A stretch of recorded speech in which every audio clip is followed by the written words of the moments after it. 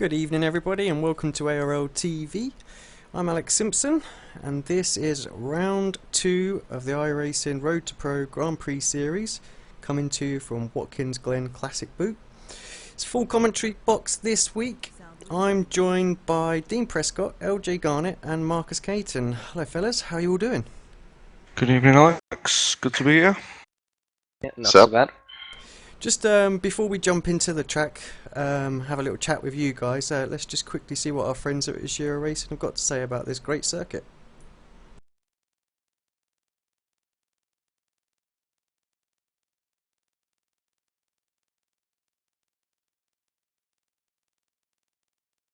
Seem to have a bit of technical difficulty, as usual.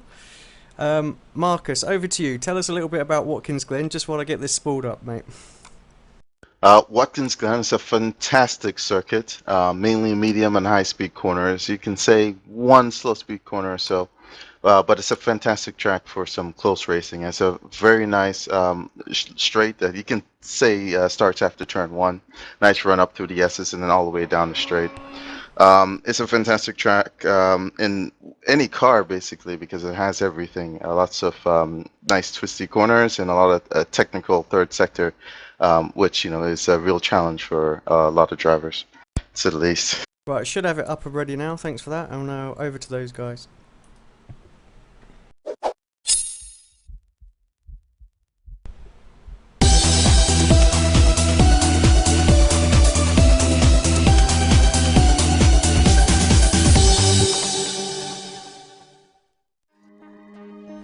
Hello and welcome to 4Racer IRA Track Guides.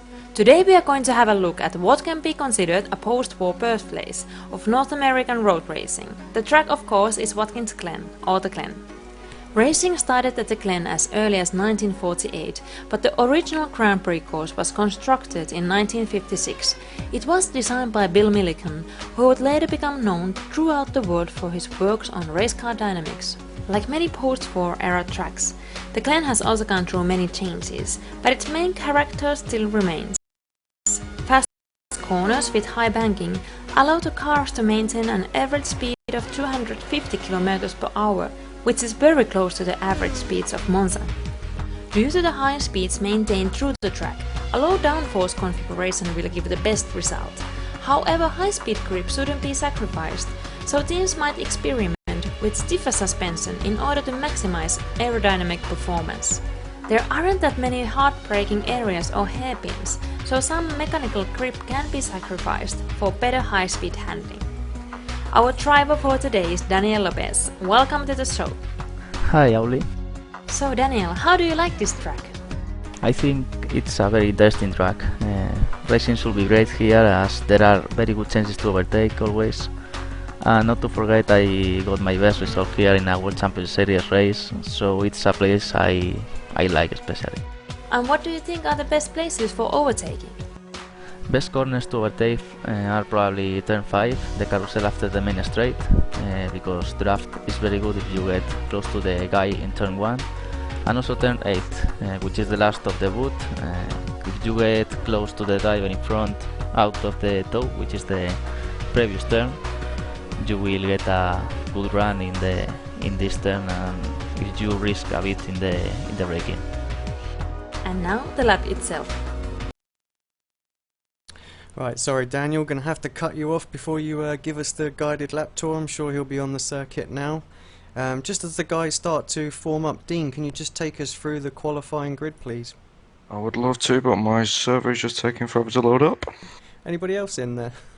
Alright, looks like Ariel is on pole with a 118.266, followed by Kazuki Omishima. Joseph Fabian in third, George Montanis, Hunter Manley in fifth, Christian Tanahado in sixth, Mikel Chisini in seventh, Lee Thompson in eighth, Matt Hannigan in ninth, Miko Nessi in 10th. That's the top 10 right there. Thanks Marcus, we'll just skip through the others on the screen very quickly as lights will be coming on any second now. LJ, what are you thinking for this race? What are you expecting? Who's do you think's favourite? Well, I would have said Joseph Fabian, but in the chat he said he's too tired, so I'll say Kazuki. Just as the lights go green, Yeah, it looks like Ariel got a little bit of a dodgy start, managed to hold off Joseph on the outside though. Fabian's got it on the outside if he can come back on track. Wiggling the car a bit. He's going to be in front, so he's going to be in danger of being passed in the draft. So he has to worry about that. He's going to defend going up here into turn 5. Yeah, and already we're 2-3 wide in this main straight. Let's hope we can settle it out through the carousel. Got one guy going very wide, that's Jorge Montanez. So Ariel wants that position. Fabian is keeping the lead quite nicely through turn 6. Looks like Ariel lost the position to Kazuki in 2nd place, and Ariel is in 3rd, followed quickly by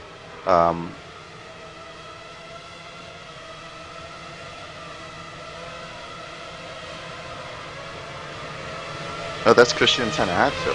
He had a fantastic start. It looks like he's up there in 4th place already. Yeah, Mikko Nasi didn't have a good start. A great start, 36, now up into 4th. Just behind you, you've got Hunter. Yeah, Mikko Nasi fell from 10th to 20th here. We have a shake-up here, through right going down to turn 1. Can just see Jorge Montanez just jumping into the pits. Oh!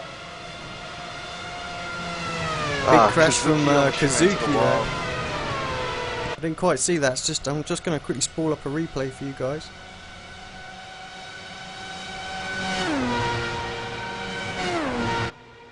Got quite a few people actually into the pits.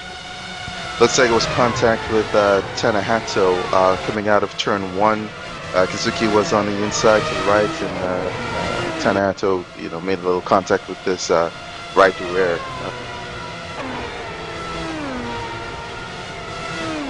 So already, we're shaping up to have a fantastic race in the front here, and like 2 or 3 of them may have had damage. So we'll see how it turns out here.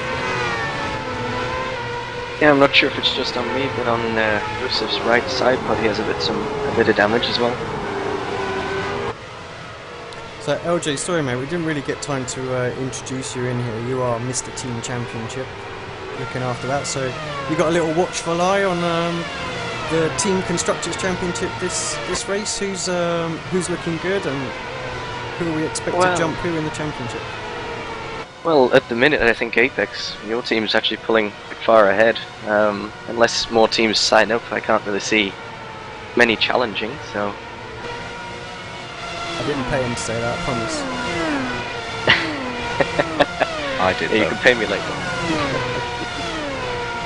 So yeah, with that big huge crash at the end of the start of lap 2, seems we've only got a few more cars driving now, down to 13th by the looks of it. Well, we still don't know what the strategies are. Joseph Fabian is leading with Ariel 2 seconds behind him, followed by Hunter Manley and Michelle Cesini in 4th, and Frank Levick in 5th. So we lost out Tanahato and Kazuki early on there. These were front-runner contenders that was looking to fight for the win in this race. Unfortunately, looks like they're out, if not towards the rear. Yeah, involved in that as well was Matt Hannigan. I vaguely remember he said he wasn't going to race this week, but obviously changed his mind. I think didn't you get a good race result yesterday, Matt? So you won't be too disappointed, I guess. Okay.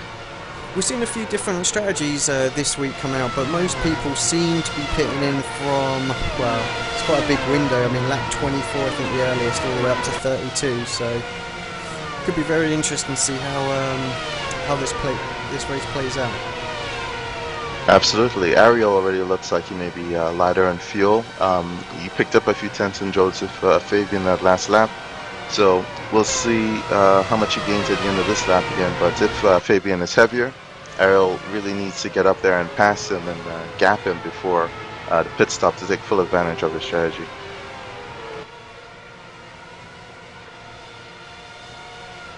Yeah, Joseph last time by a 121.4, Ariel 120.8, so some 0.6 of a second. Let's just wait for them to come around and see what the gap is this time by. See, Ariel's had Interestingly enough, Hunter Manley in 3rd position. He's only 4 seconds back on them right now, and I know he's running in the 30s in terms of in laps for this race. So he'll be someone to look at coming back at them towards the end of the race.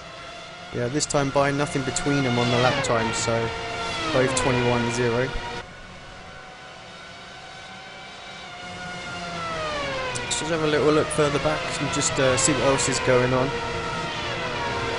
Yeah, looks like the closest battle seems to be between Tomoki and Frank Levin, but Frank seems to pull away in the first sector. Yeah, and we've got Christopher Cash as well.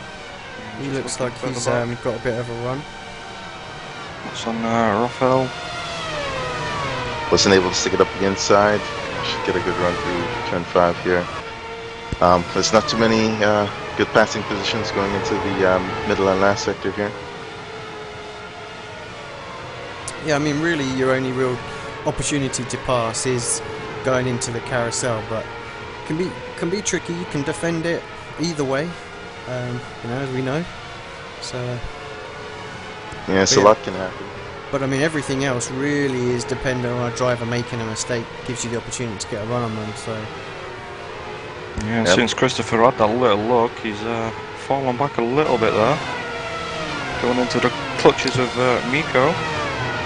yeah, we know Miko's no slouch, and I believe he's running quite heavy as well. So just I think he was in the 30s last race, whether he's changed that up at all.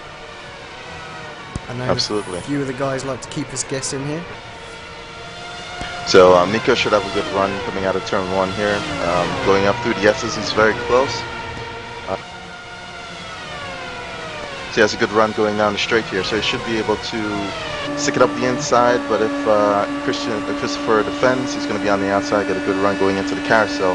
This is a very tough pass to pull off, as he's going to be on the outside and you can't really turn in on him.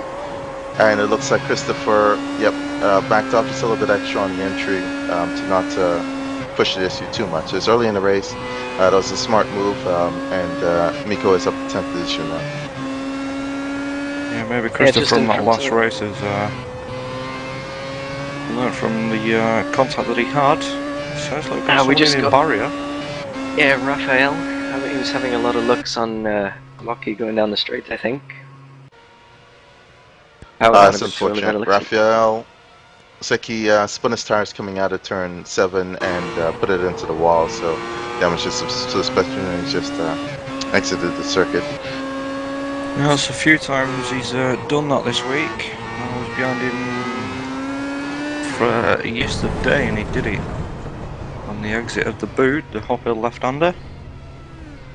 Just looking at the lead here, Joseph Fabian is still in the lead, but now Ariel is just under a second behind him, and catching him again by another few tenths of a second a lap. So Ariel is either slower, lower on fuel, sorry, or Fabian, just has a few tenths deficit on him. But either way, we'll see how it shapes up towards the end of the race. But these guys shouldn't be too far away in terms of strategy.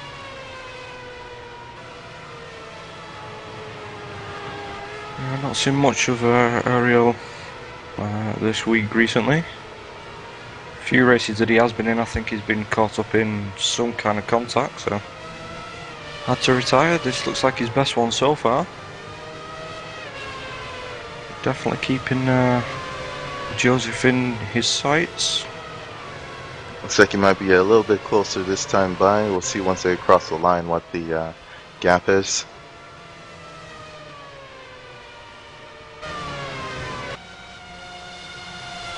And it's down to 8 tenths of a second. So he got another tenth of a second on Fabian that time by.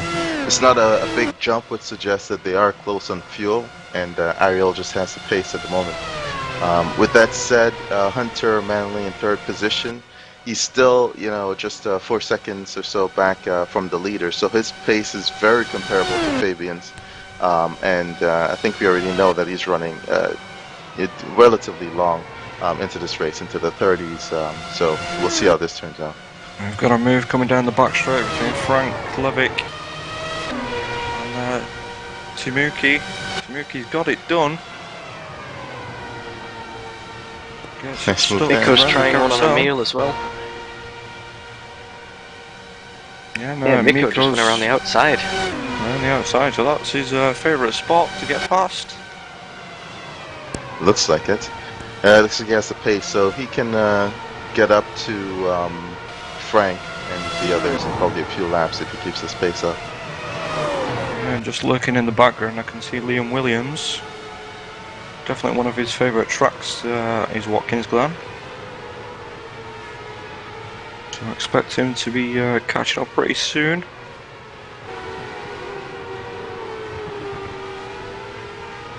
Yeah, Liam, obviously a driver, got himself in the top 10 after Indianapolis results. First season back in the car for a little break, so he's had a bit of an on-off week, hasn't he? So passed his motorcycle test, and he's been out on his bike, loving that. So iRacing's took a bit of a backseat, but he's in here today trying to find his form. So jealous. Yeah, and just looking at Frank Levick, since Tamuki's got past, he's just pulling away. Last time by ran a 1:21.1. Fabian ran a 28, and so he's just a few tenths off the top pace. So if he keeps this up, then he has a chance of catching Marcus and Michelle ahead of him. I was just about to say that Joseph was actually holding the gap to Ariel, but he definitely closed it up a bit on the in section.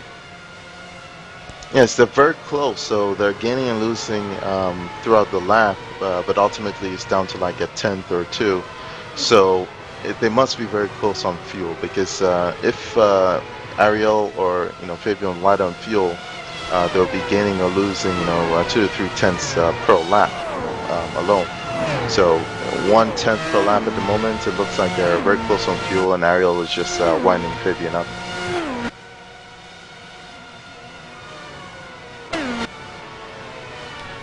Just having a little look further back, since Henriksen's been overtaken, he's going to have Christopher Cash for company, and Cash is obviously being closed in by Williams as well. And actually we just had someone come out of the pits there, I'm not sure who that was. Oh, Garnett, he's got damage. Yeah, I'm just going to look around. Down in 15th place, one lap down. Just looking at Christopher's top speed there, he's at 3:08 down the back straight in the toe, but I'm not sure if it's hurting him in the corners. Just seems to get very close down the back straight and then just falls completely away again. So Well, there's one thing I noticed this week in the couple of races I did. The dirty air here does seem to be having more of an effect than it did at Indianapolis. Some of the corners I've been having just to take an extra downshift just to get that front nose to bite in when I was in the traffic, and it seemed to work quite well. But yeah, I think some of the drivers just got to get used to that dirty air, that push effect that they've got to be able to follow close and get a good run coming out of turn 1. Absolutely. There is a balance shift, and once you're in a clean area, you have to take that into consideration, because you can easily make a mistake from either turning too much in these cars. Oh, we've got a spinner coming out of turn 1. I think that was Tomoki. Unfortunately, Kono put it into wall coming out of turn 1. That's the end of his race. And at the same time, so that's another position for Nasi, who's looking to pass Levick at the moment. He has a good draft coming up to turn 5. Maybe a bit too late to pull off a pass. Six it up the inside anyway, and Levick leaves him the room and runs wide. So that's another position for Nico Nasi. He should be up to 6th place. Actually, I was just having a quick look at Tomoki's crash there. This stay with Miko, as we can see him coming up down this back straight. It's come from a long way back as well. Frank must be really suffering a straight line speed on that RC sponsored friction racing car. Yeah, you would have saw him coming, and if you saw him coming the last couple of laps, then you know that Miko had the pace on him, so he just let him by instead of making it a harder fight, which would have been a bit unnecessary. So Marcus, you know Joseph quite well at the front here. He's coming under a little bit of pressure. Obviously used to be an Alienators driver, now with Twister. Yep, former teammate, very good driver, a lot of potential, and is very quick as long as he has the proper car underneath him. He's looking good at the moment. The pace is decent, and the fact that Ariel is only gaining like a tenth or so on him per lap is already within draft range. Ariel is on Fabian, so the pace of both of them is looking pretty good at the moment, and we'll see what happens towards the end of the race. We have Christopher. Oh, Christopher was looking down into Carousel, but backed out of that one. Yeah, he's done the right thing though. He's still right behind him, so pretty sure there'll be a few more chances to have a look. Just having a look at Frank Levick's top speed, albeit on his own, he's actually only just getting to 300k, so he must have some serious camera on that to be losing it on the top speed. Yeah, good point. That's something that we've seen a lot of this season. Drivers just not quite happy with the tyre underneath them. They're just whacking those camber levels up, get some more stability out of the car, make it a little bit more drivable, but it does cost you down the straights. As we've seen, it's made him a bit of a sitting duck. I guess that's the British. I'd disagree with that, Marcus, because I'm not doing the same thing. But here we go again, Christopher. I think he's topping 308 in the draft, so we'll be having another look at Emil. Ariel pulled off another 10th onto Fabian. He's 4 tenths closer on this lap. They're going through the middle sector at the moment, and they're very close, so Ariel should be able to get a good run coming out of turn 1 this time by.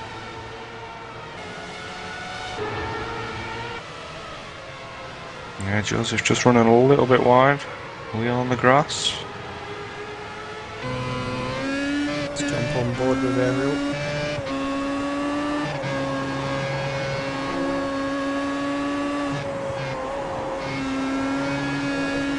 Tiny bit of a slide through the middle of the last corner there, but he's still close. He's going to get a good run down to turn 1 now. We'll see how well he takes it.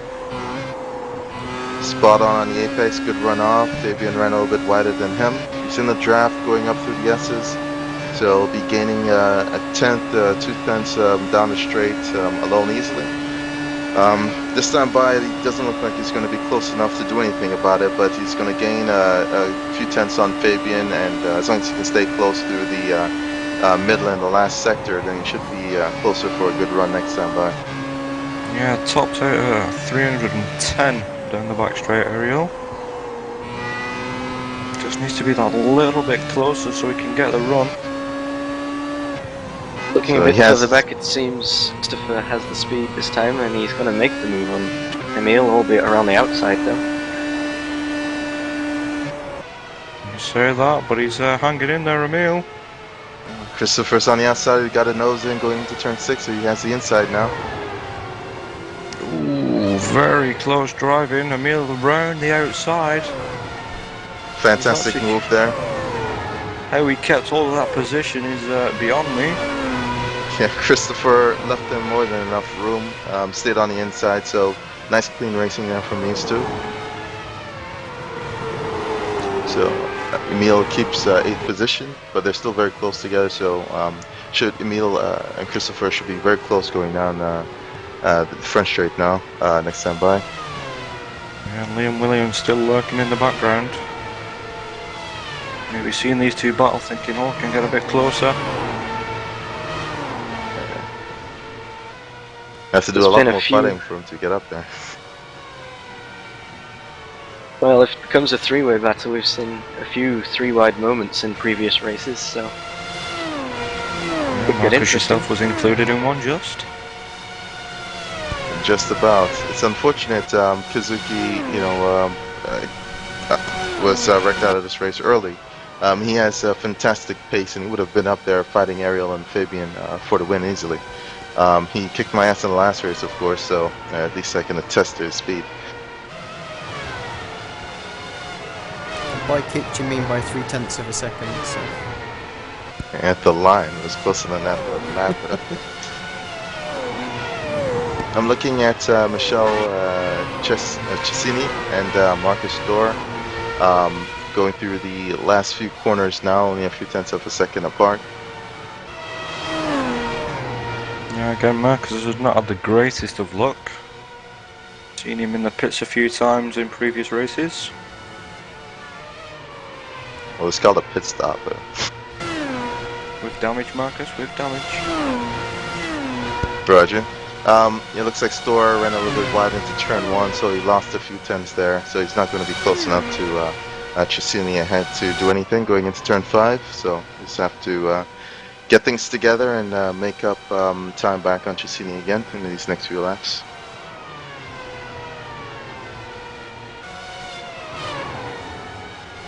Looking at the front here again, Joseph Fabian, 5 tenths back is Ariel in second place, Hunter Manley still in third, Michelle Cecchini in fourth, Marcus Dorr in fifth, Miko Nassi in sixth, Frank Levick in seventh, Emil Henriksen in eighth, Christopher Cash in ninth, and Liam Williams wraps up the top 10.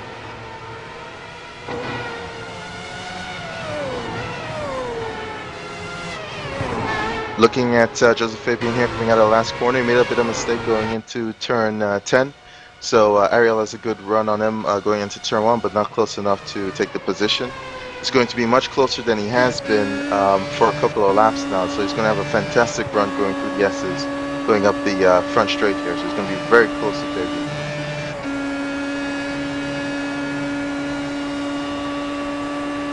Yeah, this is when we're going to see that 310 mile kilometers an hour gear do its business. Just don't think he's going to have enough. He's going to have a look. Joseph's got the outside. Joseph left him enough room, but he's not close enough to do anything about it into turn 6, Ariel is. So another lap, Fabian is going to be leading this race, and but Ariel is very close on his tail now. So yeah, just looking at the lap time actually that they come across, a 120.4 for Joseph, 19.9 for Bernardi. So just that half a second made all the difference, put him under pressure this lap. Both of them cannot afford any mistakes here. Ariel more so being the guy chasing behind. Lost out a tenth or two there through the middle sector. So he's going to have to pick up the time on Fabian again. Yeah, we saw him just clip that inside curve actually, that turn 9 is it, I think it is. Uphill left-hander, very tricky corner, can unsettle the car somewhat rotten, and you just see there he's got that half a second that he gained, he just lost it all. Yes, these cars are extremely sensitive, and it's more so to the aerodynamic balance, so touching a curb in a high-speed corner upsets it so much it loses a tremendous amount of time as has happened there. So he has a lot of work to do. He's in a draft again. He's going to make up a few tenths, but he's not going to be as close to Fabian this time by. But again, we still have a ways to go. It's lap 18 of 45, and we should be expecting pit stops within the next 6 to 8 laps. Yeah, lap 18 going by very quickly, these. I have to say, this could all come down to the pit stops. If one driver's slightly lighter than the other, just say a couple of laps. And I think if it's Ariel that's heavier, we could see a jump here, but if it's heavier, then I think he'll be safe second half of the race. It's going to be very close. Even if Fabian comes out behind Ariel, the pace is so close between them that it'll be a fight throughout the entire race, in my opinion.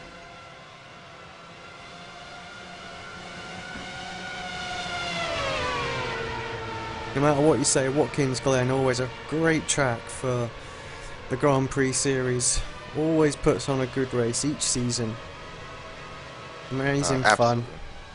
It has a lot of everything, and it's quick and easy to set up your car here, find a balance that you like, and then it's just another factor of just driver and pushing car. Looking at Ariel and Fabian, Ariel is very close. Fabian didn't block off the inside. He's on the outside going down to the carousel. He's going to have to do a lot of work to maintain the pace on the outside, and looks like he's ran way too wide and lost a few tenths there. So Ariel Bernardi up into first place at the moment, and Fabian will be looking to come back at him here. Yeah, let's not forget that Ariel was the pole sitter. Ultimately, he perhaps should have the pace over Joseph, so let's see what they've got between them now, see if he can pull away. Well, early on he made up a bit of time on Fabian, and now, you know, either Fabian is losing a bit of concentration, he can't keep the pace up, or his setup balance isn't that great now, you know, towards the end of the run. It's at around this stage that if Ariel is in fact a little bit lighter, his pace difference would be a little bit bigger. So now that he's in front of Fabian, we'll see his lap time this time by is a 19.5. Joseph Fabian ran a 20.6, although he did run wide in the carousel. So this next lap we'll see the lap time, and we'll be able to better judge you know, how much lighter Ariel might be if he is. Yeah, it's a good point actually. Joseph mentioned last week at Indy that he felt really confident with the car the early part of the race, and you know, when the car was heavier, but towards the end he felt like his pace was just dropping off a little bit compared to some of his rivals. So wondering if that's happened again. We'll reach lap 20, so perhaps down to say as little as 5 or 7 laps of fuel left. Could just be finding just that difference. Maybe the car's just getting a little bit light on the back end. Just behind those, we've got Marcus still trying to get past Michele. Just brought the gap back up, it's very close. That's what I was going to say anyway. So. Yeah, I was just having a quick look back at the start actually. It was quite a good clean start until the start of lap 2. Unfortunately. But still looking at Marcus Dorr here, he's still close to Cesini, not as close to the beginning, as he was at the beginning of the lap. But if he stays close enough, he should have a good run going up the front straight.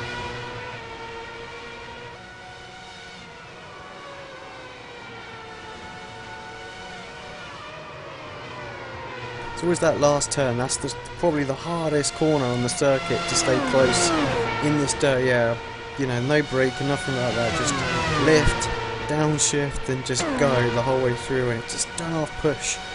And you're so worried about just running wide, clipping the wall. Yes, it's a relatively technical corner. You have to be so precise. If you touch the inside curb, you can lose a lot of time, if not putting it into the wall. So it's very crucial to get it right every single lap.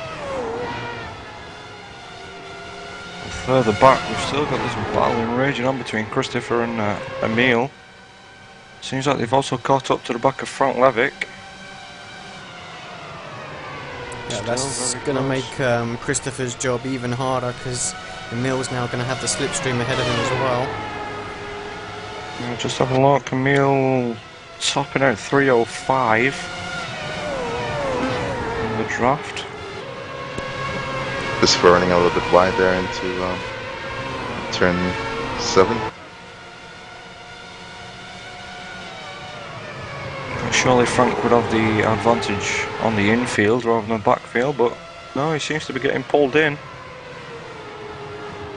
Christopher can attack Emil, but Emil is in a position to get up there and challenge Frank. So if Christopher is smart, he might be a little bit patient and have these two start fighting, and then he'll be able to get up there and hopefully pass both of them fairly quickly. Yeah, we've also got Jorge Montanez catching up on Liam Williams as well behind, so we know how quick Jorge is. I think he's had a 2nd place this week already, so he's got the points in the bag, but he's extremely fast. There you go, Christopher looking in and out, and so is Jorge. Yep, Liam not defending too much. He knows the guy has the pace, so he's not putting up too much of a fight. Christopher, ooh, had to back out of that. Emil was cutting that nose off. Still, Frank Levick will be looking in his mirrors thinking, thank God they're battling. Yeah, it's a three-way fight at the moment, and it's about to be 4 because Jorge is just, you know, just about a second or so behind. And he has the pace, so it's just going to be interesting. Just taking a quick look back at the front, Ariel on that last lap by ran a 19.472, and Fabian with a 19.849. So one thing that you can tell for sure when someone is a little bit lighter is that, you know, the guy with heavier fuel, he's not able to have big jumps in his lap time. He'll, you know, gain a few tenths of a second, you know, over a couple of laps, but he won't be able to just jump and gain like 6 tenths of a second right away, like someone with a little bit lighter fuel might be able to once they've been released into clean air. So Ariel is consistently running mid-range 19s for the past few laps, so it shows that he might be a little bit lighter in fuel, or he's just very quick. Yeah, we've got our first pit stop. That's Christopher, lap 23. It's a little bit early. It's very early. You lose about a few seconds per lap. Yeah, it's about a second a lap, I think. I was following Lopez the other day. He pitted 2 laps earlier, and I managed to gain just 2 seconds on him. So seems it's about a second lap. Yeah, a second loss, just being heavier in fuel naturally. So that means he's gone 9th, and he'll probably come back out behind Liam Williams, actually. Just taking a quick look at Hunter Manley, still in 3rd position. He lost another 4 seconds to the leader, but he's still, you know, 6 or so behind Fabian himself. He's keeping the pace up, and if he's still running as long as the race as he did in the last one, then he's going to be close. If Fabian and Ariel pits before him, he's going to be within 2 seconds or so to them towards the end of the race. So. Just looking here, Jorge's got a good run on him down. I think he just clipped the wall actually though in the S's. Yeah, he's got some front wing damage. Emil going to the outside, going down to the carousel. Jorge is very close by. He's following Emil a little bit. Emil's completely cut Frank off.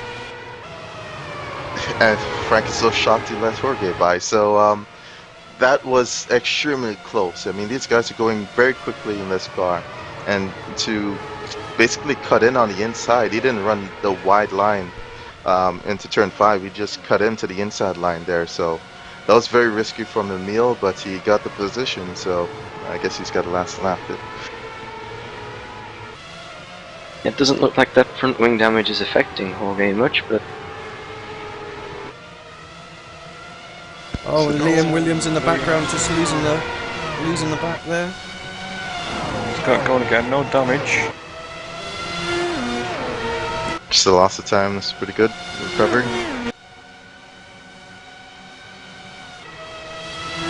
He didn't lose too much time there, about 5 seconds. Could have been a lot worse. Watching on board with Jorge here, he's very close to Emil. Going down the straight here, his wing damage shouldn't be affecting him too much in the draft, but once he gets out in the clean air, it's going to affect his car a bit more. Just seen Marcus Storr coming out of the pits as well. Last lap 25. Jorge has the position over Emil going through turn 5 there, so we'll see what his pace is like for the next few laps now that he's in clean air again. Yeah, I think that's just experience getting past so quickly. We saw Christopher stuck behind Emil for some time, so shows what experience in the car can do. Absolutely. We're on lap 26 of 45, so we're expecting a fair amount of pit stops going towards the lap 30 range. Most people like going a decent distance after halfway to ensure that they can keep the pace up towards the end of the race.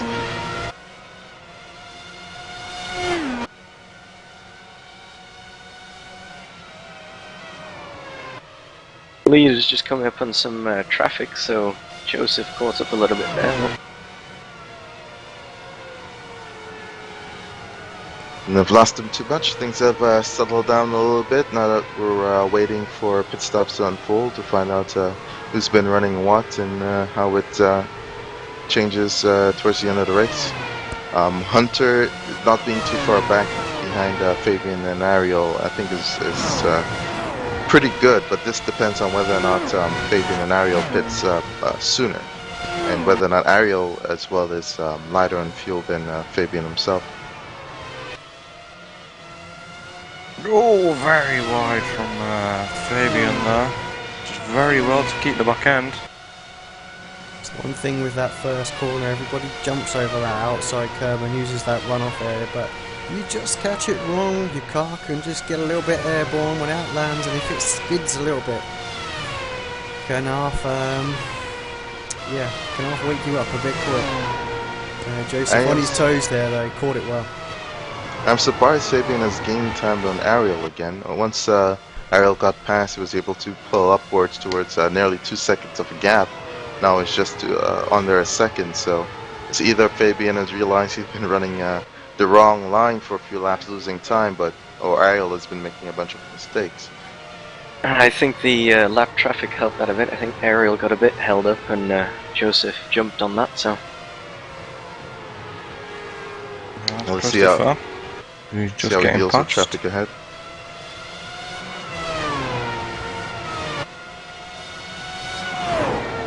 Looks like Victor Del Porto is in the pits. Yeah, Montañez as well is just in the pits. He's come out looking at that stop. 6.3 seconds. I would say that the pit crew decided not to change that front wing as well. Yeah, some suggest it might be graphical. So Fabian back to another 2 seconds behind Ariel up front. Hunter is still 9 seconds behind. So while the two front guys have a decent gap on them, they haven't been, gaining time on them a significant amount. It's only been 1 to 2 tenths per lap. After 28 laps or so, it's a decent amount of seconds after the first few laps. But he's in a pretty decent position. His pace is looking good. Just gotta keep it up for the rest of the race.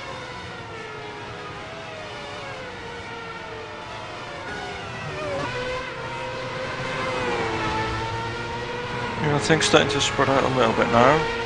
Sure, the pit stops will bring some action back.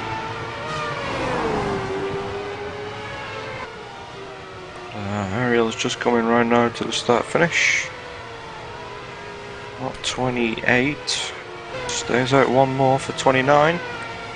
Dean, how about taking us on board for a lap around Watkins Glen with Hunter Manley? Yes.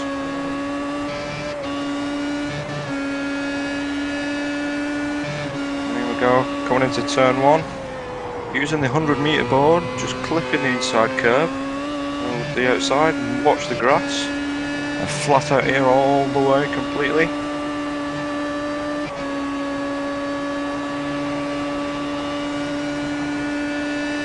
He's flat out topping up 305, and by the looks of it just out of the draft as well.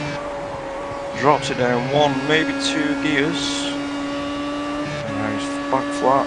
Just picks up 6th there, down into 3rd, maybe 4th.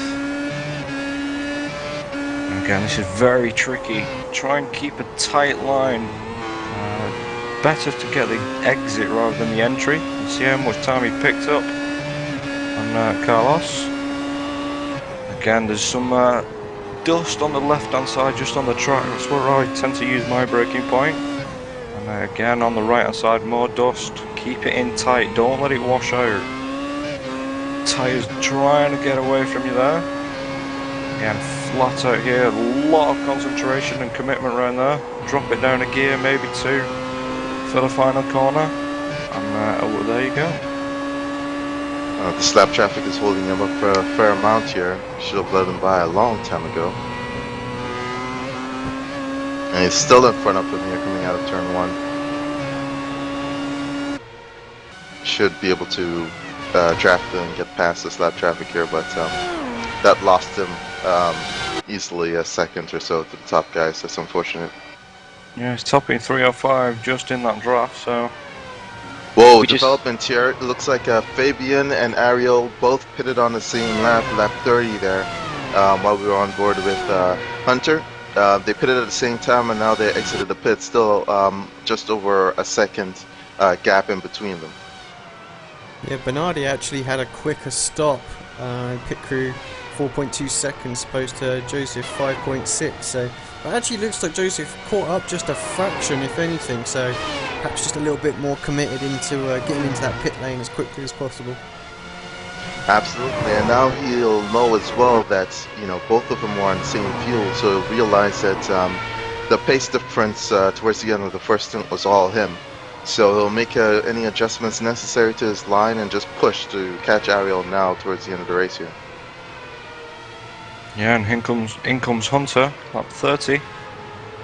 Wow, a lot earlier than I expected. I expected him to go at least to 30. Yeah, or something. I was thinking he was on for 32 as well, so perhaps just a little change in fuel strategy. I know the last race he was had to concede quite a few places, but he got more back, so in the end it worked out for him. So yeah, a bit surprised to see him in at 30. Miko Nasi following him in as well, just in the background. There you go. Yeah, he's so straight back out, so he's not lost much time. yeah, but he's still going to be like 8 or so seconds behind the leaders, so he lost the opportunity to gap them a bit while he was on low fuel, but still he's on track for a podium position here in this race, so he's looking good.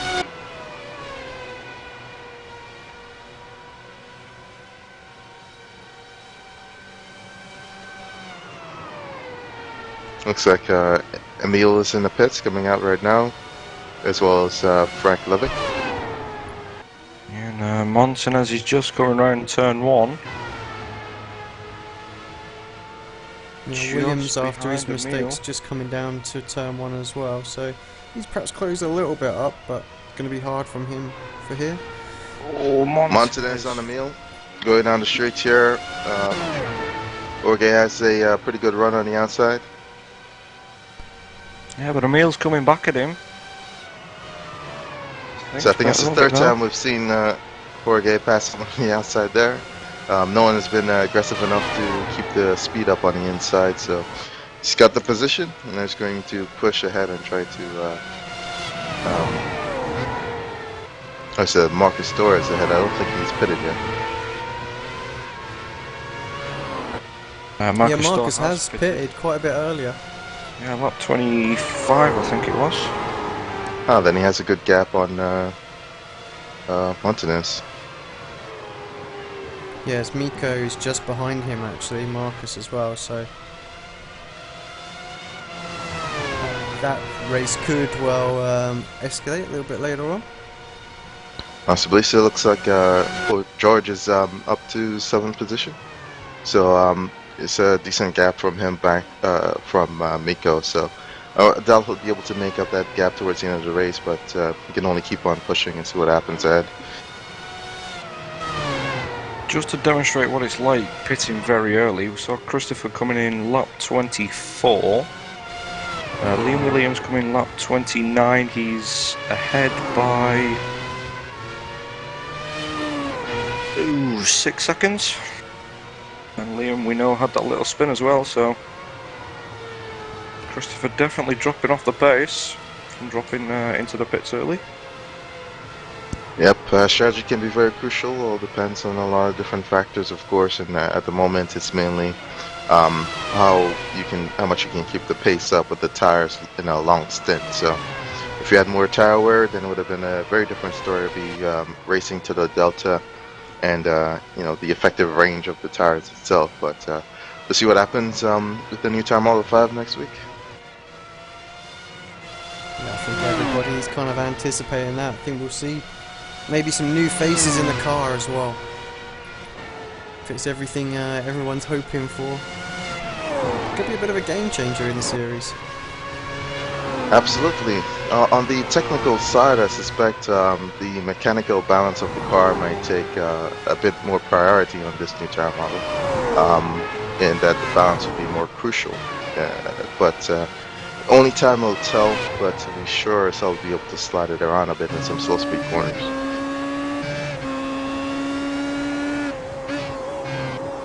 Yeah, and a good track to test it out next week. We'll put Interlagos. Absolutely.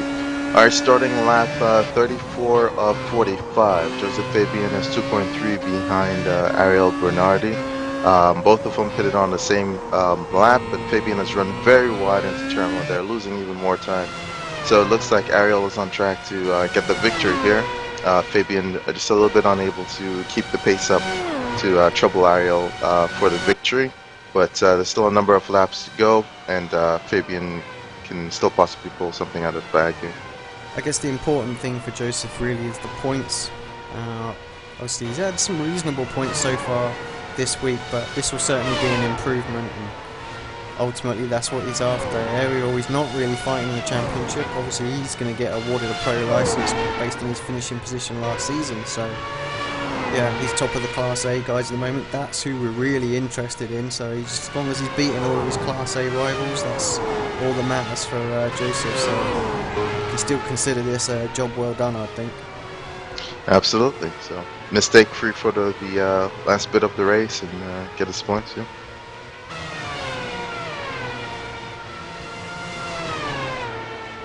Elsewhere throughout the field, I think we've gone through pit stops. Ariel Bernardi in first position. Joseph Fabian looks like 2.3 seconds back at the moment. Hunter Manley in third. Michelle Cicini in fourth. Marcus Thor in fifth. Miko Nasi in sixth. Jorge Montanez in seventh. Emil Henriksen in eighth. Frank Levick in ninth. And Liam Williams in 10th again. So things have kind of settled back a bit to where they were overall. Let's see what these guys are just going to be pushing towards the end of the race if they're close to their rivals. Otherwise, it's just maintaining the pace, maintaining the gap, and getting whatever points they can get.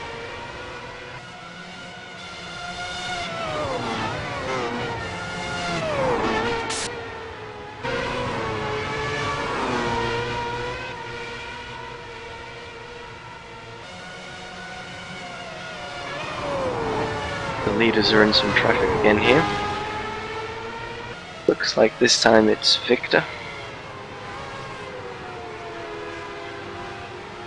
Just getting out of the way, coming out of turn 9, so that's pretty smart for him. We've seen traffic dictating the results of some races recently, so it's good to see some guys paying attention.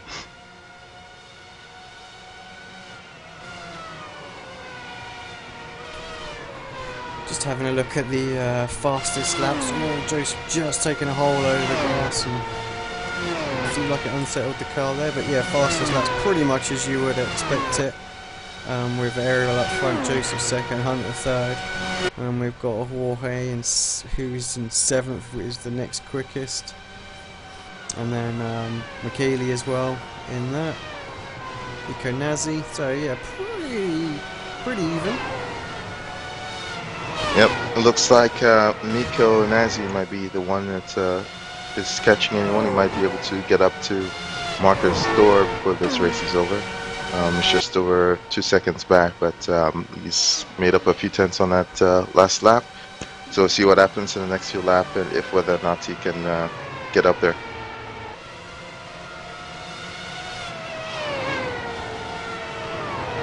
Yeah, you're right, you're saying a few tenths of a second, but it was actually 1.1 seconds the last time by.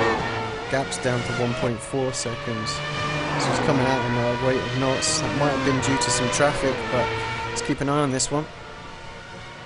Absolutely.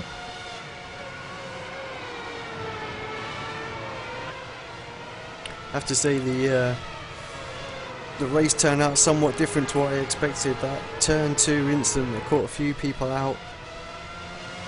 Lap 2. Certainly give an opportunity for some other drivers perhaps a little further down to score some great points as well. Spread the pack out a lot. Kind of expected we were going to have a bit of a train race, lots of overtaking going on, lots of slipstream. Yeah, that's the nature of racing. Sometimes you get it and it's a cracker, sometimes, some unfortunate incidents kind of kills it early. And that today was pretty much losing Kazuki and Tanahato. Yeah, so that was a bit unfortunate. That incident shouldn't have happened coming out of the corner, the exit of the corner there. Kazuki was on the inside, Tanahato was on the outside and turned in. I'm not sure what he was reacting to, but the contact was made and both of them are out of the race as a result. So these things can happen. It's just they have to correct their mistakes and then look forward to the next one to do better.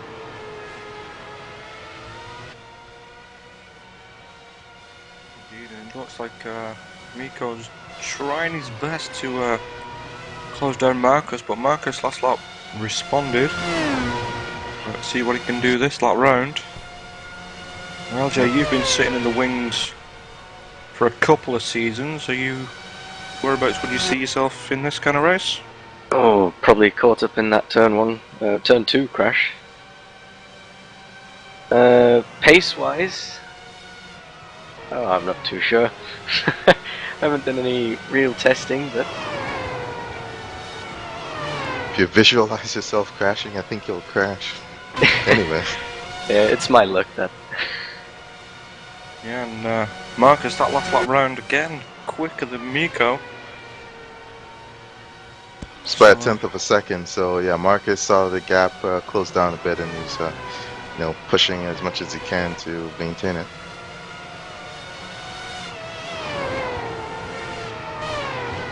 Yeah, it seems like everybody else is completely spread out.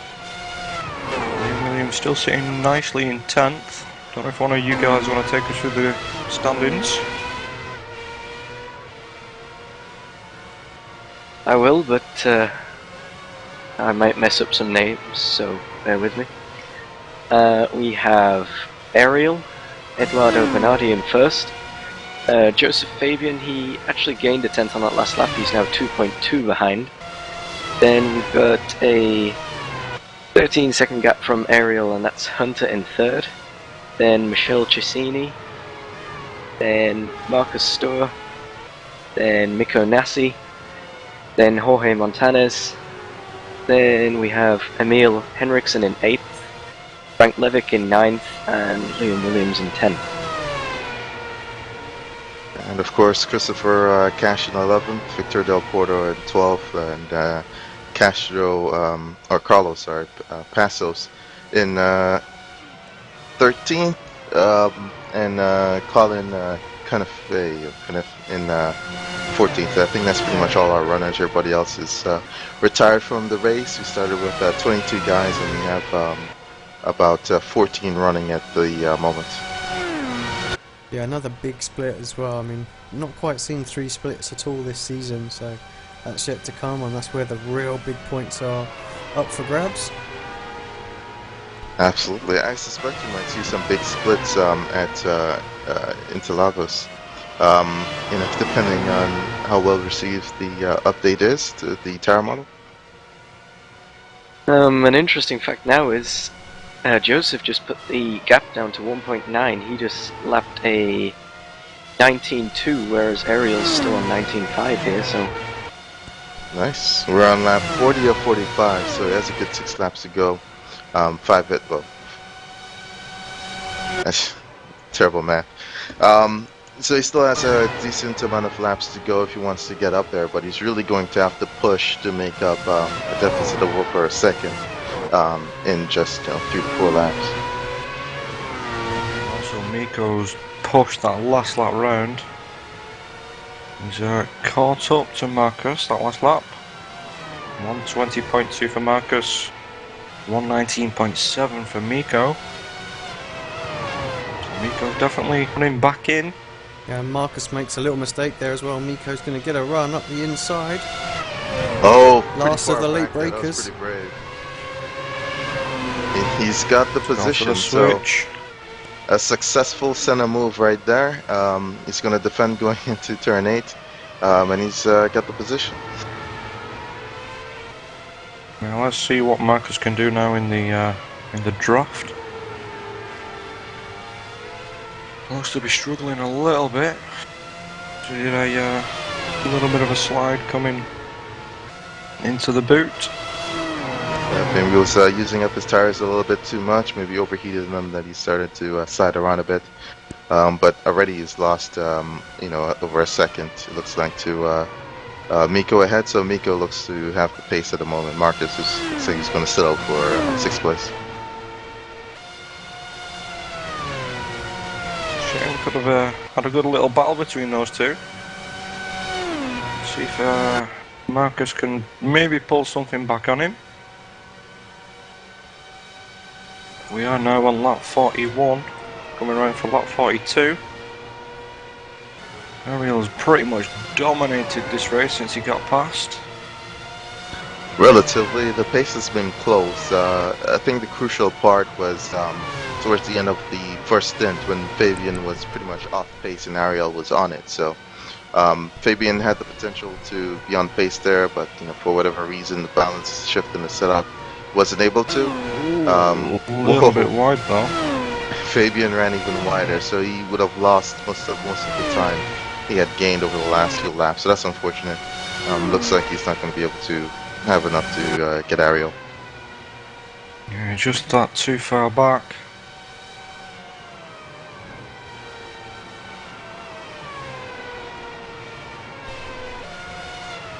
Yeah, 79.1 though, so it's a hell of a time.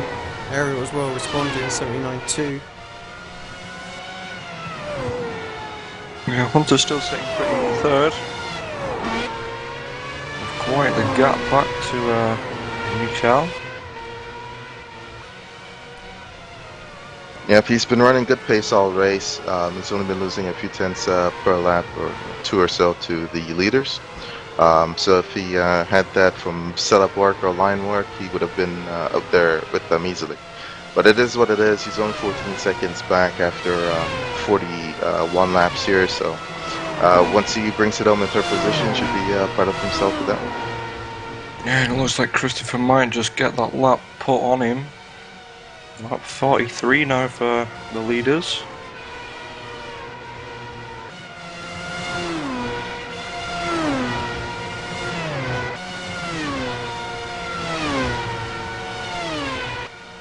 About 3 laps to go, so.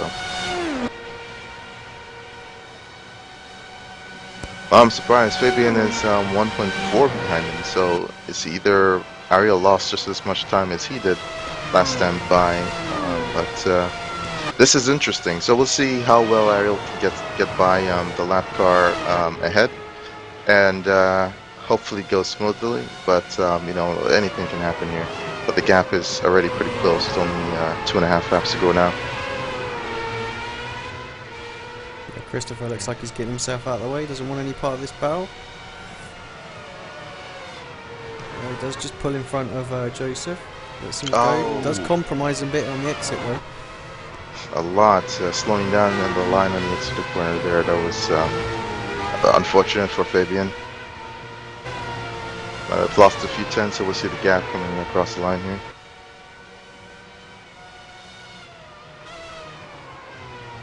So it was 1.4, it's now 1.6. So he lost 0.2 of a second from the exit of that corner there, and he ran wide into turn 1 again. He's been running wide through turn 1 consistently, it seems like, so his safety rating is probably going to take a huge hit after this one.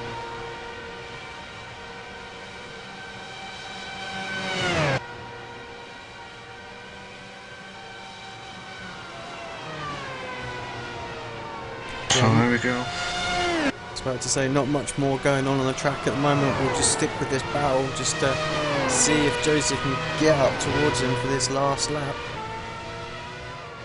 It's going to be a tall order from here. Very tall order, so I suspect this might be the finishing positions. Ariel's run a fantastic race. He kept the pace up towards the end of the first stint, got the position on Fabian, and has kept the gap in the second stint here. So both of these guys have been running a fantastic pace throughout the race. It would have been a 4-way fight for the win, I'm sure, if we had kept Kazuki and Tenahato. But it is what it is. These are the two guys, first and second. Ariel Eduardo Bernardi starting his last lap here, followed by Joseph Fabian, 1.6 seconds behind, 1.7, sorry. With Hunter Manley in third, the last podium finishing position.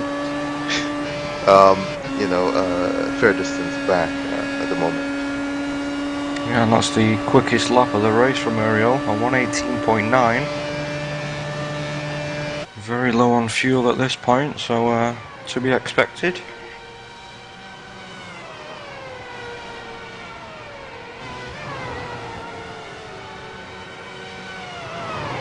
Joseph just can't quite match it with 19.0, but nonetheless a hell of a lap time. I think the quickest I've seen him do elsewhere was a 19.2, so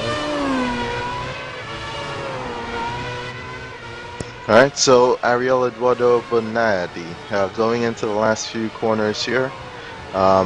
He started the race on pole with that 18.266, which is a pretty good lap this week. And he's going through the penultimate corner here. Ran a fantastic race again. Did everything he needed to do to get the win. Strategy and everything was pretty golden. Coming out of the last corner, and he gets the win. I'm sure he's pumping his fist in real life and doing some crazy stuff, but he wins this race, the SOF race at Watkins Glen here in the iRacing Grand Prix Series. So congratulations to him. Joseph Fabian following close by in second position, and Hunter Manley just now crossing the line in third position. The RL UK driver should be pretty proud of himself for this podium finishing position here, and I'm pretty sure a decent amount of points. Yeah, let's not forget that everyone's not finished yet. We've still got Liam Williams just entering the boot. Yeah, Mikonazi holds on from Marcus Storr as well. Those guys actually quite close on that last lap. Just see him come across the line. Okay, Montana's coming out of the last corner here. Yeah, he could have had a much better race, obviously involved in everything earlier on. Great pace all week.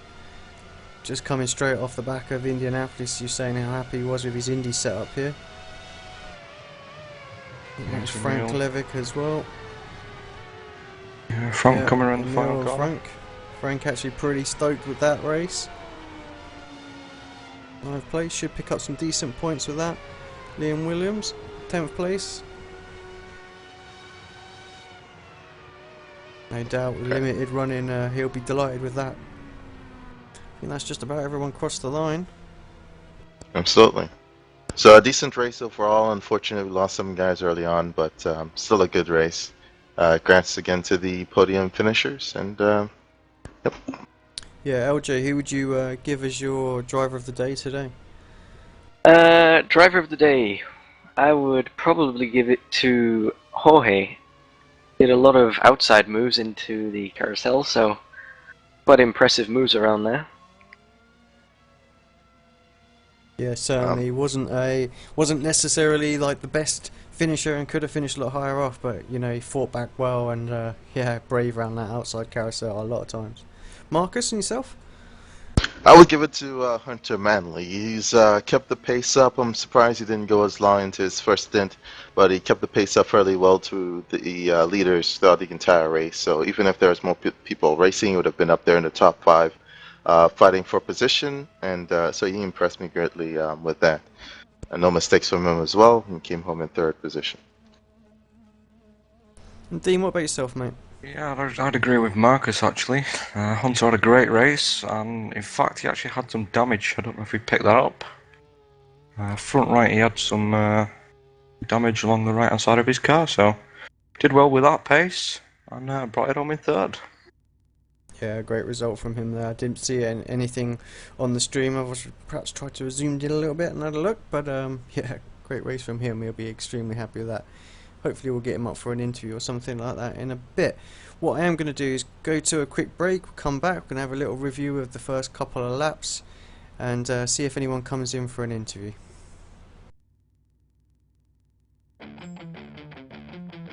Take your hobby to the next level with a quality racing rig that works great with a PS3, Xbox 360, and a PC. GT Omega Racing Simulator is compatible with a wide range of steering wheels, including Logitech, Fanatec, Thrustmaster, and more. The GT Omega is available now worldwide by going to www.gtomegaracing.com. Right, welcome back to ARL TV. Just waiting for a couple of drivers to come up for an interview, but while we're there, I'll just give a little plug to our own little sponsors and so on and so forth. So don't forget to check out apexracingleague.com. Lots of different leagues and activities going on there, not just iRacing, all sorts of events, including some console stuff as well if you fancy having a bit of a blast. Don't forget to follow us on YouTube, on Twitter, on Facebook. And a big shout out to our primary sponsor as well, GT Omega Racing. They're always there and supporting everything we do, so look out for different leagues and things like that we run, they're often giving prizes up for those as well. So big thanks to them.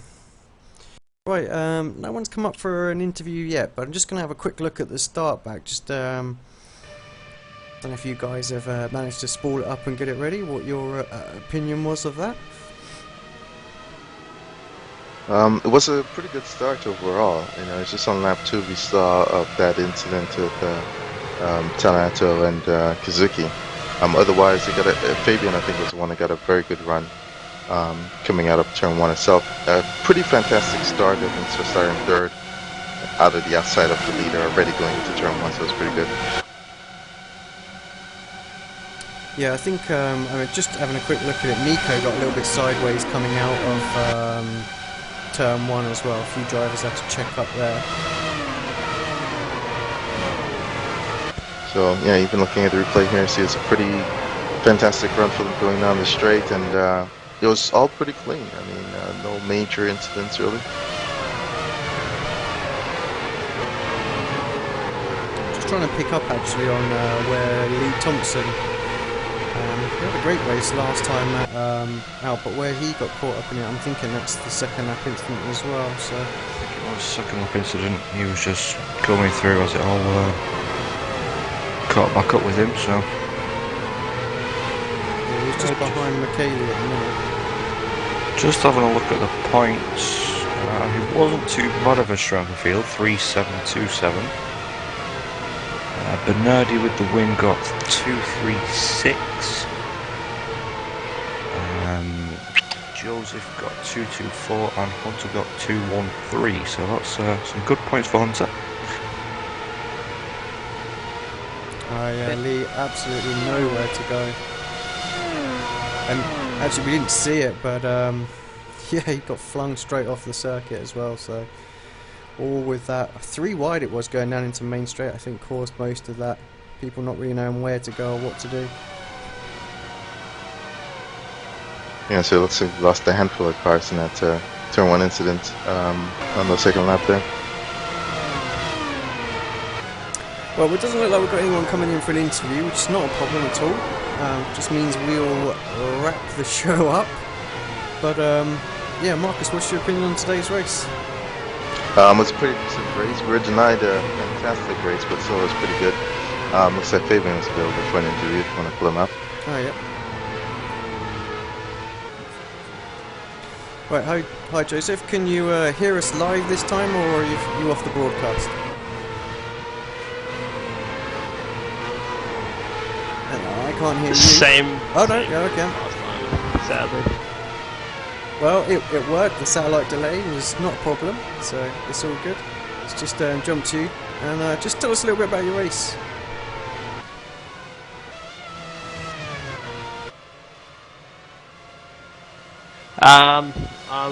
I wasn't going to race this one. I was really tired, to be honest. It's a miracle I got out of bed. But for some reason I've had a really bad week.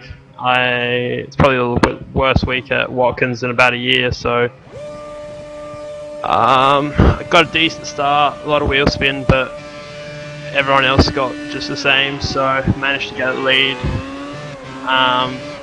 Tired as hell, so my lap times were horrible, and I made probably one mistake every lap at least. And yeah, I was probably lucky to finish second, to be honest. Yeah, obviously lap 2 everything happened 3 wide down into turn 1. What was your view of what went off on that lap?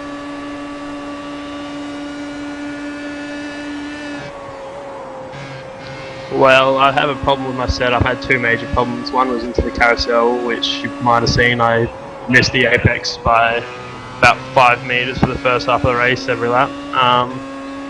And through that second last corner, my car is ridiculously loose, and I don't know any way to get around it. So I had to basically wing it, and it didn't really work too well. A few of the times, I did about 3 times during the race, and sadly, yeah, at the start, I think I sort of bottled up the traffic there, and then it looked like a couple guys sort of made a mistake 3 wide or something in turn 1, but it's partly my fault, I think.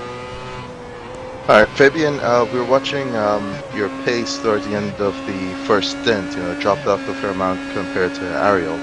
What happened there? And we saw that you picked the pace up again towards this second stint. So what's the problem and how do you fix it?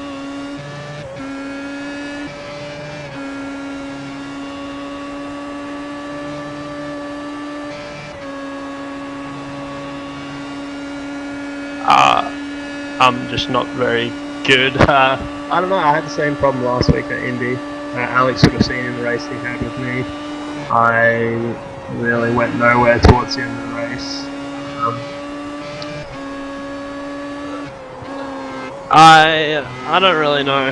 I think it's probably concentration more than anything as well. Towards the end I started picking up, I sort of woke up I guess for the last 10 laps. But it was too late then. I think I had probably a 10th on Ariel at the end, but I didn't have time to do anything. I see. Well, we've seen from some real life drivers that engineers would give them like Delta, Lewis Hamilton, all these guys would get the lap time they need to start pushing towards. So maybe something like that might help you switch over in terms of the fuel level and the state of the tires to start pushing a little bit more.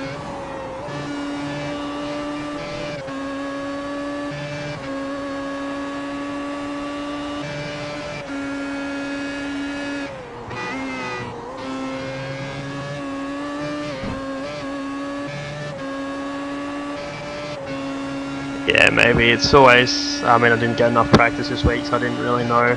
Especially, I mean, going into my first race, I hadn't even finished probably more than 15 laps straight, because I'd always crashed with my problems in the last few corners. But yeah, I just lost concentration. Didn't push enough.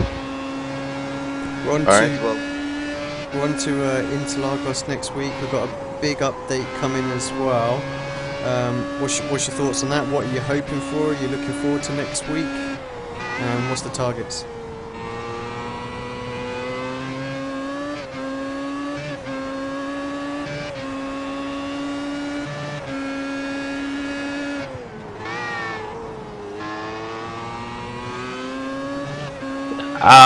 Interlagos is probably my worst track. My least favourite track anyway, from a couple of seasons ago when I ran it. I'm hoping there's a big change because there's something I'm missing on this tyre model. So if there's a big change, hopefully it'll make it a lot more grip. Yeah, there's just no grip there, so I'm hoping we get a bit of an improvement. Not really looking forward to it. Pretty tired, so see what happens. Well, congrats again today, mate. Second place, another good chunk of points that you've got. Job's all good as far as the first two races. Anybody you want to give a shout out to apart from your mum this week? I'll do that for you, you know. Hi, Joseph's mum.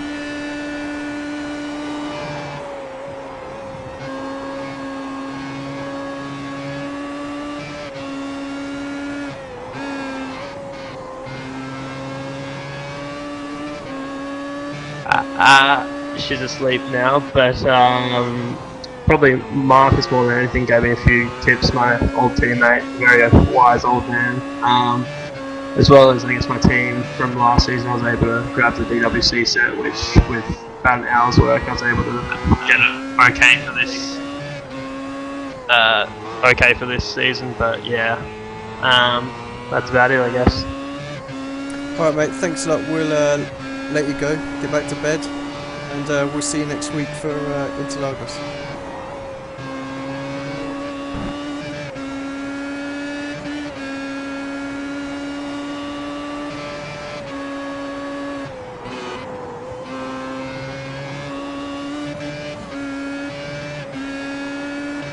Night. Alright, so those Australians really need to upgrade their infrastructure. Up next, let's bring Apex Racing UK driver Hunter Manley. Third place, Hunter. Tell us a little bit about your race. You must be extremely happy with that one. Oh yeah, it was doing real good until that lap 2 incident, but luckily I didn't get any damage, so I was able to carry on throughout the race at a reasonable pace. just looking at your start now, you got a little bit bogged down at the start. Christian got around you, but seemed to that was the only place you seemed to drop. Yeah, I kind of let the clutch slip a little too early. Yeah, and I think you got Jorge down the back straight, so no positions lost, so all round good start. I mean, tell us a little bit about how you found Watkins this week. Happy with the track? You seem to take to it really quickly. Yeah, this is the track that got me into F1, so I've always done pretty good at it because of all the grip and everything. So hopefully I can carry on to next week, especially with the new tire update. Hunter, I was very impressed by your pace throughout this race. How were you feeling with the car overall? And what did you think of your pace as well? You only finished like 14 seconds off the leaders. You're only losing like a tenth or two per lap. The car was perfect. I mean, I couldn't have asked for anything else thanks to you guys. So the car was just great. And as it lost fuel, it just got faster and faster. So done a great job. Nice, congratulations again, third position, a decent amount of points there. Are you looking forward to Interlagos? I normally don't do good there, but hopefully with the new tire model I'll do a lot better. Yeah, thanks Hunter. Anyone you just want to give a quick shout out to before we let you go? Just the team for helping me out and everything this week. Done great job. Alright mate, thanks a lot. Well, look forward to seeing how you do at Interlagos, and congrats again on 2 solid first rounds. Alright, thank you. I just caught in the replay as well where you might have gotten that damage on the right hand side of his car. Yeah, we just see it. Christian, a little bit of netcode there. I think he got lucky, to be honest. Hunter could have ended his race very much there and then. Yeah, easily. So, got away with that one. Right, last up of the interviews for tonight then. We've got Frank Levick. Hi Frank, how you doing mate? How you doing, Alex? Looked like you struggled a little bit out there today. I mean, might just be me, but I expected you to be fine a little bit further up the front than what you were. Did you have any damage earlier on, or? Yeah, in the lap 2 exit, I got rear-ended by one of my teammates. Oh, we'll have to sort him out later on. So, I mean, how's the rest of the week gone? I haven't really caught you in any other races. It's been a good week, or what? I scored 183 points yesterday, so that with this poor performance, top 10 for the pro. Yeah, that's pretty decent. If that turns out to be a drop week or anything like that, 183 is damn good points.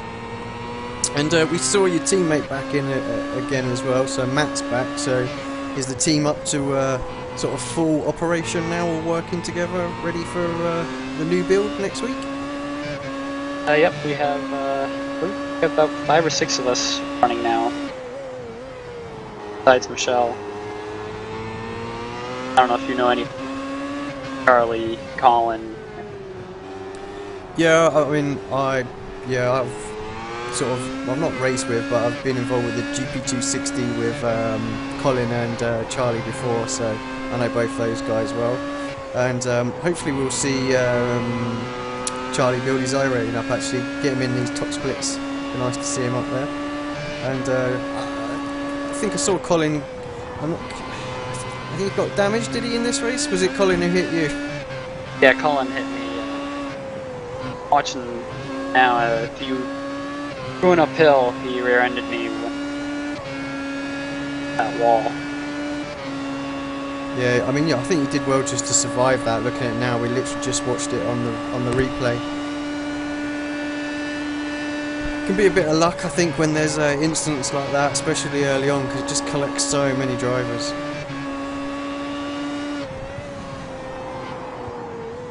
Yeah. Frank, again, congratulations on that race. I mean, it's a decent finish and a lot happened, of course. But what were you feeling from Watkins overall, and how were your team faring in terms of pace? I think we did pretty well. Not for my wing, probably would have hit the 19s at final stint. Had a stopped on lap 30. Previous race I was doing 20s.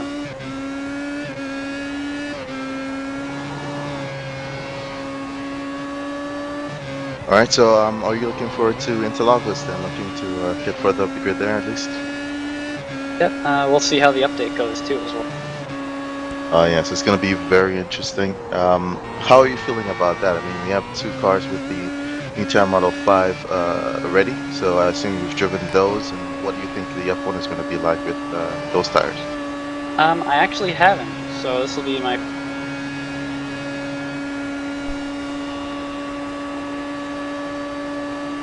I think we just lost you there for a second, Frank. Can you say that again, please, mate? I actually haven't driven cars yet. Surprised to me what happens Tuesday. Yeah, I think good things are being said about the Skippy at the moment, so I'm certainly got a hopeful thought that it's going to be great. Yep, thanks for joining us, Frank, again, and yeah, we're all looking forward to this. It should be very interesting, to say the least. Before you go, Frank, do you want to give a shout out to your sponsors and that? Have you seen them on the screen? We do indeed, and I plugged them earlier on for you as well. So, you got any more apart from RC? Because that's the only one I can see on the screen. Nope, that one's it. Well, big shout out to RC then as well. See you guys next week. Thanks, Frank. See you next week, mate. Good luck. Well, I'm singing in RC, so I guess that's promotions are working, you can say. Yeah, I know RC and GT Omega actually have had some distribution stuff going on as well, so I've had a little dabble with an RC that they sent me. So, great week. Yeah, it's pretty decent. Hoping they, figure out a revolutionary design for our next one, hopefully in another year or so. Because they really need to improve things to kind of tap into the Obado market, so to speak. Yeah, so it's just final thoughts then for today, LJ? Good race. The field got spread out quite early though, so there was just 1 or 2 little battles, but some pretty brave overtaking moves, I must say, so yeah, quite interesting. Marcus? Yeah, again, a pretty decent race. Fabian and Ariel up there was running fantastic pace throughout. Again, Hunter Manley doing a good job, and we saw some fighting towards the rear as well with Jorge. So overall, a pretty good race, and just looking forward to Interlagos next week. That one should be pretty wild. Yeah, and Dean, did you want to just wrap us up? If he's here, that is. He might be eating. I think he is. Right, so I'll do that. Thanks everyone for tuning in today. We'll be back next week, 6 PM GMT, for round 3 of the Road to Pro series. Thanks to iRacing for putting on the show, GT Omega, ARL TV, all you guys that join me in the comments box as well. Great race here from Watkins Glen, and we'll see you next week.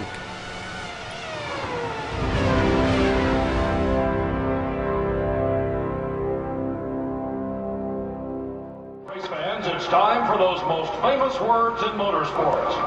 Drivers, start your engines!